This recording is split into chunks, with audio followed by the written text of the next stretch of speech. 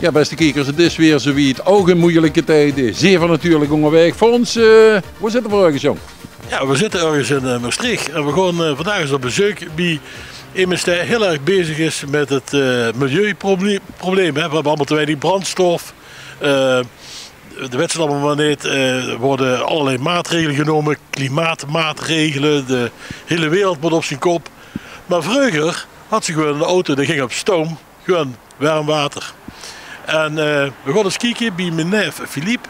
Die heeft zich zo'n wagen laten komen vanuit Amerika. En dat is van plan om daar weer eens in te voeren en op de weg te brengen.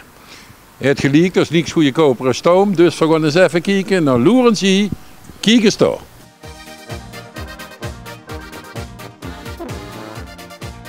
Ja, we zijn nu in de werkplaats bij Philippe aangekomen. En het is anders dan in een normale werkplaats of garage. Het is helemaal voorzien van liefhebberij, prachtige platen van auto's en Bugatti's, Citroën. Maar daar heb je zo'n beetje beroep van gemaakt. Ik heb het geluk dat ik van mijn hobby mijn beroep heb kunnen maken. En dus eigenlijk, die opleiding heb je gehad eigenlijk in Londen ooit? Oké. In Oké, ja, werkte en stage heb je gelopen stage in Londen? Neven Londen bij een klassiek raceteam daar. En wat wordt die specifieke opleiding? Mijn opleiding wordt werktuigbouwkunde. In principe een basistechnische opleiding. Maar ik ben opgegroeid in en rondom klassieke auto's. En heb nu het geluk gehad dat ik mijn hobby klassieke auto's tot mijn vak heb kunnen maken. En nu verkoop ik auto's en repareer ik auto's, bouwen van racemotoren. Speciale dingen die we straks allemaal zullen zien. Maar in Londen, dat is toch echt een opleiding, dacht ik, reparatie van classic cars? Nee, reparatie, maar racepreparatie. Er zien mensen in deze wereld die vinden het leuk om met die oude raceauto's, competitieauto's. En dan bedoelen we dus echt voor de oorlog. Willen dat hier met racen, zoals vroeger. En die lui hebben een team nodig, zoals een Formule 1 team ook een team nodig heeft. En dat is wat ik voor mijn afstudeerstage gedaan heb. Ja, we worden in het kader van ditzelfde programma Loerensie Kiekens daar. Worden we ook eens bij het terrein van Michel Oprij. Michel Oprij echt de race vroeger ook met Bugatti's. Dat klopt. Dat was een type 51 raceauto. En voor de zusterauto daarvan heb ik een motor gebouwd in Engeland. Dus eigenlijk voor de concurrent van Michel hebben we weer gewerkt daar. Heb je hem nagebouwd of heb je hem gerestaureerd? Nou, wat de auto's zijn op dit moment dusdanig waardevol geworden dat de originele motoren werden er neven gezet. Racen gewoon dingen kapot, dat is inherent aan de sport. En er werd een replica motor binnen de regulaties van de sport gebouwd met zoveel mogelijk vermogen die ieder jaar gerenoveerd, gerestaureerd, eventueel vervangen kan worden, zonder dat daar de geschiedenis van de auto aan verloren gaat. En nu vertelde ze mij dat ze in het kader van misschien wel de veranderingen in het milieuwetgeving en klimaatregelen en noem maar op, dat ze dacht, weet je wat, ik ga terug in het verleden, ik ga in de historie kijken. Dan zie ik dat ze vroeger auto's hadden die draaiden op stoom. Dat is correct. En ik denk, ik ga me maar zo'n auto halen ergens in Amerika. Ja, zo ongeveer. We waren in Amerika op de beroemdste autobeurs, autowedstrijd van de wereld op Pebble Beach. En daar zien altijd veilingen omheen. Meestal gewoon heel specifiek naar een aantal auto's loeren. En af en toe loopt ze tegen het op dat een verhaal heet dat zo bijzonder is, ja, dat ze niet anders kunnen dan zijn handen opsteken. Dat ze denken, dit moet gaat zien. En het zijn dikste verhalen. Dus het verhaal achter een auto is veel belangrijker dan het stuk zelf. Maar nu zien we wel eens een keer films hoe dat in het vuur komt. Maar dat hand opsteken op zo'n veiling, dat kan wel eens behoorlijke consequenties hebben, toch? Dat kan uit de hand lopen. En de meeste lui die op die veiling zien, die steken ook een keer meer de hand op als dat ze zich van tevoren bedacht hadden. Dat is de kracht van een groot veilinghuis. Maar ja, we zijn professionals en we zetten onze eigen limieten, versnappen hoe de mogelijkheden nog zitten. En op die limieten zoeken we weer auto's uit. En als dat gaat binnen de limieten, komen ze naar huis. Want dat is de manier waarop ik gewerkt heb, voor heel de wereld. Hè? Ja. Ooit heb je de Bugatti gekocht en ergens in een meer terechtgekomen worden. Nou, ik ben redelijk jong en niet de eerste generatie in dit bedrijf. Ik heb dit allemaal geleerd van een vriend van de familie die dit al 45 jaar heel succesvol deed. En hij heeft inderdaad bemiddeld in de beroemde Brescia from the Lake, de Bugatti Brescia, die uit het meer gehaald is. Die heeft hier bemiddeld naar Amerika.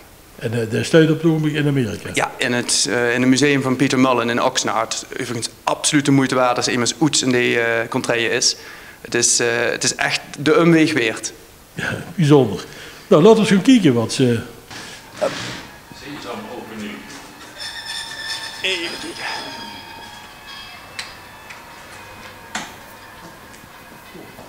Filip, en lukt dat nog?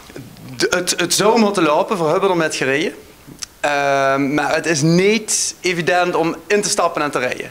Toen dit uitgevonden is, de stoomauto's zijn eigenlijk uitgevonden voor de benzinemotor. De eerste benzineauto is van 1886. De eerste stoomauto is van 1760 uit mijn hoofd. 1760? 1760. En het is het eerste zelf aangedreven voertuig ter wereld. Gebouwd door Cugnot. Er bestaat nog steeds, staat in Frankrijk. 1760? 1760. Nee, eind 1800 is de benzineauto uitgevonden, 1886. Maar de eerste stoomauto was 1760, om en nabij. Waar reed die auto's dan?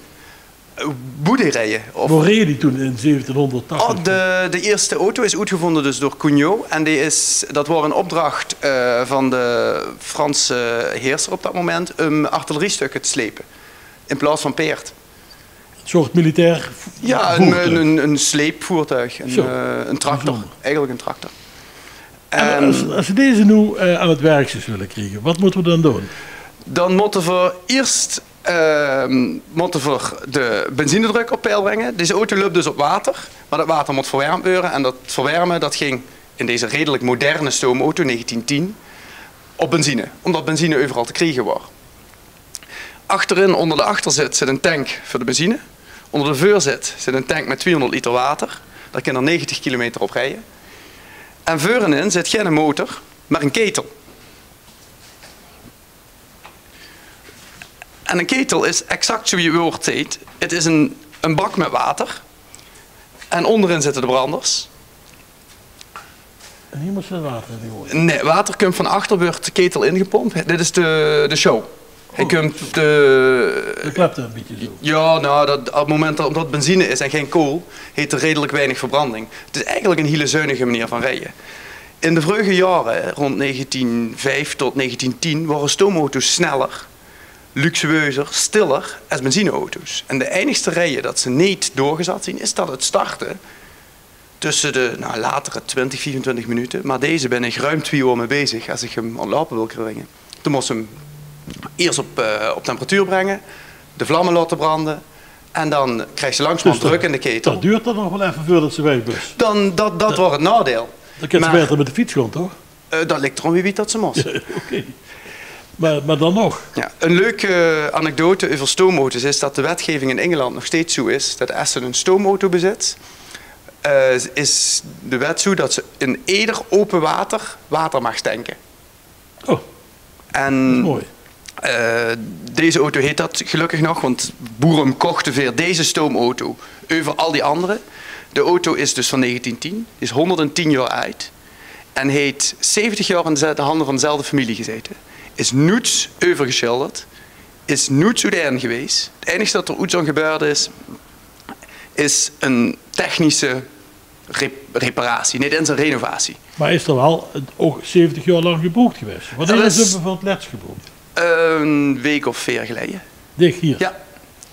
We hebben er met door mijn streek gereden. Want ik denk, het is gaat voor ton om eens even in de stoomauto te rijden. Nou, maar het kan, maar even is het niet. Ton, dat wordt voor dich om daar eens met te rijden. Heel zeker, maar als ik dan met een pils gewoon drinken ergens op het terras en ik zal het ding om 8 uur willen starten, gaat het niet. Dus tegen de tijd is het 1 uur, nou ja, dan hoeven we het niet meer. Het is goed van een geheel om te houden. En lekker zuinig, hè. Hartstikke zuinig. Maar water kost niks. En er komt gewoon niks op die manier. Dus spaar ze alles uit. Ja, spaar ze alles uit. Ja, het leuke is, we er dus wel met gaan lunchen in de tribunaal in Maastricht. Ah ja? Ja. Fantastisch. Dus, dat is wel veel bekeken hebben met dat. ja, we hadden de parkeerwachten staan en die zachten, ja, je ticket loopt af. Ik zeg, jongens, even geduld, ik heb een beetje tijd nodig, we kunnen nog niet rijden. Ja, maar wie werkt dat dan? Dus dat was wel een leuke situatie. Ik heb geen boete gehad, overigens. Kijk, ja, dat is ik heb natuurlijk veel sympathie met zoiets chics. Maar dan zie ik daarachter nog veel meer leuke dingen staan. Ja, dat klopt. Daar staat een goed stuk van de voorraad. Veel gespecialiseerd in auto's met een verhaal. En met die stoomauto is het verhaal van één familie voor 70 jaar, 3 generaties. En nu gerestaureerd. Want er zijn tijden geweest dat ze gewoon een oude auto. Toen die 24 jaar oud was, het gewoon een oude auto. Wat is met een oude auto? Ja, dan groeit ze hem weg, dan repareert ze hem, dan sput ze hem over, dan geeft ze hem aan het kleinkind, die hem waarschijnlijk in de kreukels hangt, dat is zijn eerste auto. Maar deze heeft het op de een of andere manier overleefd. En verhalen, dat is wat we eigenlijk verkopen. We verkopen geen auto's, we verkopen verhalen. TVL die maakt ook alleen maar verhalen. Ja. Dus voorzien het eigenlijk collega's van ons. Ja, zo ongeveer. Wat is dit dan voor een prachtige auto? Dit is een avion Voisin. Gabriel Voisin is een Franse ontwerper. Die voor de Eerste Wereldoorlog ontwierp de vliegtuigen. En in de Eerste Wereldoorlog waren zoveel van zijn vrienden omgekomen dat hij zag, ik wil geen oorlogstuig meer maken. En toen is er auto's gaan maken. Gabriel Voisin was een excentriekeling. Een grote vriend van Courvoisier, de architect. En een totale liefhebber van Art Deco, Art Nouveau. En in alle delen van zijn auto's kunt ze terugvinden dat de stijl van de Art Deco, de stijl van de Art Nouveau. Dus u zit al terug hier, het begint al hier met het radiatorembleem. Precies, ja. Hè? Maar het meest indrukwekkende is het interieur. Ook deze auto is nu gerestaureerd, heeft 26.000 kilometer gelopen sinds 1930. Hoeveel kilometer? 26.000. Zo. Technisch is het een vleegmachine, een oude vleegmachine. Het is ook heel lastig om met te rijden. Het heeft 6 versnellingen in 2 verschillende versnellingsbakken. Alles is excentriek in deze auto. Er zijn ook echte meubels, hè, die erin zitten, die stoelen. Dat zijn echt voor thuis, die je zo in de televisiekamer kunt zetten. Het waren een chauffeur-driven auto's, wie dat noemen. Dit zijn geen auto's die de eigenaar zelf reed. Het waren ook in die tijd hele kostbare auto's. En de lui die zo'n auto hadden, reden niet zelf, die zaten achterin. Dus je ziet dat de luxe achterin veel groter is dan de luxe voorin. Ja, boven de chauffeur. Ja, de chauffeur. En dus de chauffeur zit dik zo op het stuur. Die komt er niet goed in, niet goed uit. Met pet. Met pet. Een leuk detail is hij op het plafond, dat heb ik nog nooit in, ik heb het wel op foto's gezien, maar dit is de originele, dat is een hoedenhouder. De kindste, als ze een cilinder op had, kostte hij dat anders ondersteboven hangen. Schieven, ja, leuk. Dus ook hij is het weer de originaliteit, het ongerestaureerde en nog in werkende staat. Dat is overtuigen om zo'n auto aan te schaffen. En daar is er een van, er is geen betere Voisin in de wereld. Nu zie ik hier toch nog van alles. Ik zie hier toch een prachtige verzameling affiches. Yes. Ik kan me zo indenken dat dat op zich al een hele waardevolle collectie is. Nou, dat valt wel met. Tot en met? Dat valt wel met. Oké. Maar een kale moer is ook maar zo'n kale moer. Dan moest het wel een beetje gezellig maken. Ik zie daarboven een aantal motoren. Bromfietsen. Ja, mijn eerste leven. Op die blauwe ben ik tot in Milaan geweest, over de Alpen. Maar het is toch uit Italië, want er ritst ook rallies, hè? Ik verzorg daar die rallies rijden. Ik rij zelf niet veel, maar ik heb een tweede company die achterlui aanrijdt. Toch één vraag, hè? Ja. Ik zie niet van allerlei auto's. En ik ga dus niet vragen om die allemaal te ontkleden. Dat mag. Maar de chicste. De chicste. Of wat ik het liefste zou hebben. Die allebei door. Goed. Nou, wat ik het liefste zelf ooit een keer zou bezitten in de zin van privé, als niet in de handel, is dit. En dit is hetzelfde type als de auto uit het meer. Het is een Bugatti Brescia.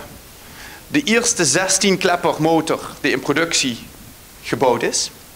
Dus we spreken hier over het ontwerp is van 1919, deze auto is van 24.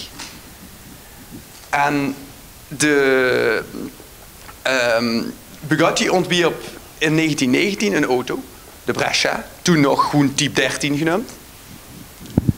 En schreef hij in als eerste Bugatti raceauto uit in een race, in de stad Brescia. Nou, de auto's, de 4 die er ingeschreven waren, kwamen 1 tot en met 4. En op de 5e plaats kwam een 14 liter veercilinder Itala. 14 liter? 14 liter veercilinder.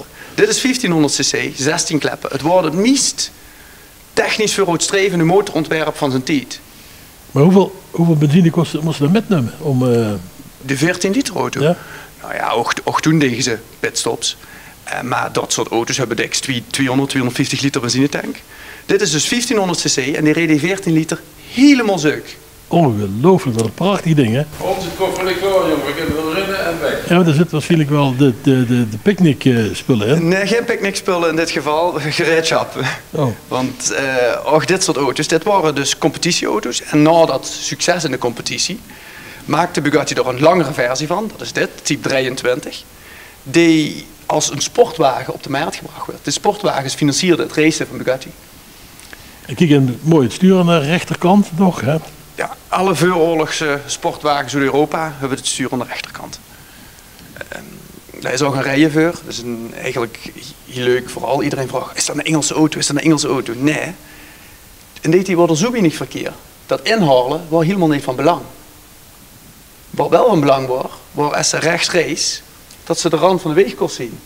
Of de rand van de afgrond. Ja. Dus de rechts wordt wel belangrijker dan links. Ja. En geen deur ook niet, dan moest je een beetje inspringen. Nee, het waren sportwagens. Dit kunnen ze in de periode echt vergelijken met wat een Bugatti Chiron of Bugatti Veyron nu is. Het wordt kostbaar, het wordt sneller als wat dan ook op de weg. En het wordt eigenlijk een Formule 1 motor in een straatjasje. Prachtig, Tom. Ja, maar ik denk dat VR2 er nu in moesten springen met een nette vrouw. Als er een nette vrouw zal zitten, zal het er gemakkelijk in komen. Nee, we moesten dit voor zichzelf nadenken. Philippe, dat zoek ik, deze wagen voor zichzelf hebben we net al verteld. Ik ken zijn vriendin, die is zeker van het kaliber dat hij daar precies neven past. Want of is dun bier en dan wordt dun bier. Ik heb er een prachtige dag in Italië rondrijden met deze auto. Goed, Philippe, en nou, wat is de mooiste auto die je niet zelf wil hebben? Ik denk dat we dan toch weer bij het merk Bugatti blijven. Sowieso mijn eerste liefde. Dit was een enkele jaren later, hier spreken we 1924. Maar het laatste model dat Bugatti bouwde voor de oorlog. En wij noemen het de Last French Bugatti, want na de oorlog is het merk Bugatti eigenlijk verloren gegaan. Er zijn nog wat revivals en de huidige Volkswagens worden door sommige mensen ook Bugatti's genoemd. Maar voor ons puristen blijven het Volkswagens. Dit is een Bugatti type 57 Atalante. En een type 57 Atalante was de Grand Routier van zijn tijd. Er zijn er in totaal een 700 stuks gebouwd met verschillende carrosserieën. En de Atalante carrosserie, de tweedeurs coupé, was voor de grote der aarde. De grote industriëlen hadden deze auto's. De adel had deze auto's. En van deze specifieke koets, dus met de tweedeurs coupé, zijn er met het roldak, met het schuivende roldak, zijn er zover we weten nog 4 over. Dat kan ook nog bewegen, open dak. Dat noemen we een bureau top, omdat het als een ouderwets bureau rolt het weg. Een cilinderbureau, ja. Prachtig ook deze auto, hè? Ook van binnen, het leer, allemaal het chroom wat je ziet, fantastisch. Een echte advocaat auto, of niet? Ja, de gemiddelde advocaat zal zich dat ongetwijfeld niet kunnen permitteren, dus dat is mij ook niet gegeven. Sterker nog zelfs, ik denk dat menigeen, als er even zo'n auto stuit, zich heel klein vult en blij is dat er een Fiat 500 mogen rijden, toch? Ja, eigenlijk wel, ja. Nou, wat het leuke is aan klassieke auto's, is dat Weerde heeft er weinig met van doen. Het verhaal van een eenvoudige en niet vreselijk kostbare auto kan net zo leuk zien. Het plezier met een eenvoudige en niet zo kostbare klassieke auto kan net zoveel zien als met een hele kostbare auto. De kans er een beetje over alsof het een huisdier is. Mijn vriendin noemt mijn garage mijn harem en de auto's mijn mistresses, want ze kregen meer aandacht als haar. Het zit eigenlijk voldoende. Maar die jaloezie die zal gauw verdwenen zijn op het moment dat ze ook met mogen rijden. Oh, sterker nog, ze rijdt zelf. Dus ze rijdt zelf ook dus in oude auto's. Het geeft niet extra druk op de relatie. Nee, het omgekeerde. Ze is blij als ze even rust heeft. Als ik rustig naar de garage ga. Oké. Hey, hartstikke bedankt dat we dit mochten zien. Wacht een moment eigenlijk, ik wil nog één ding zeggen. Kijk, dit komt nu het mini-jeugd. Ja, leuk. Alfa Romeo Giulia moet ik eigenlijk zeggen, want dat is in 1600. Het is de laatste serie. En met de grote motor, Giulietta, de kleine Giulia, wordt een kleine motor. En wie gezag, er zit een weerdeverschil tussen al deze auto's.